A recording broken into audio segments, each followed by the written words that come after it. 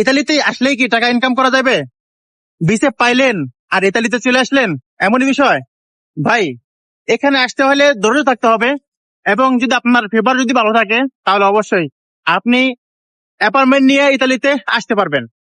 কারণ এখানে প্রচুর পরিমাণ প্রতারক রয়েছে, যে নাকি আপনার টাকা পয়সা এবং আপনার টাকা পয়সা আত্মসাৎ করবে এবং আপনার ফ্যামিলিকে ধ্বংস করবে।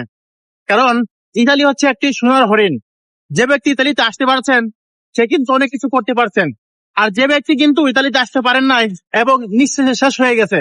দেখেন, আমি একটা কথাই বলি, আপনি যেখানে আসেন বা আপনি যেখানে যেতে চান, সব থেকে একটি টার্গেট ঠিক করতে হবে এবং আপনার মেমোরিতে এটা সেভ করে রাখতে হবে যে আমার জীবনে আমি সাকসেস হইব, আমার জীবনে আমি ভালো কিছু করব।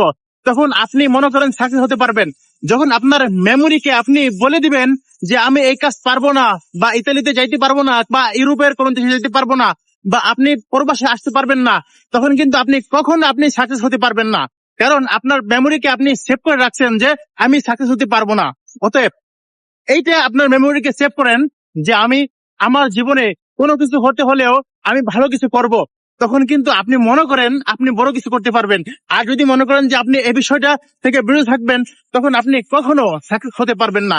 অতএব যদি আমি বলি যে আপনি যদি সাকসেস হতে চান, তাহলে আপনার অক্লান্ত পরিশ্রম করতে হবে এবং আপনার জীবন যুদ্ধে আপনার একাই লড়তে হবে। যদি আপনি একাই লড়েন তাহলে অবশ্যই একদিন বড় বাপের বড় কিছু হতে পারবেন।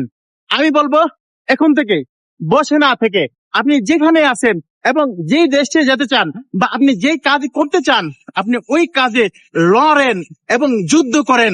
আপনি যুদ্ধ হয়ে বেঁচে থাকেন, তাহলে অবশ্যই সাকসেস হবেনই।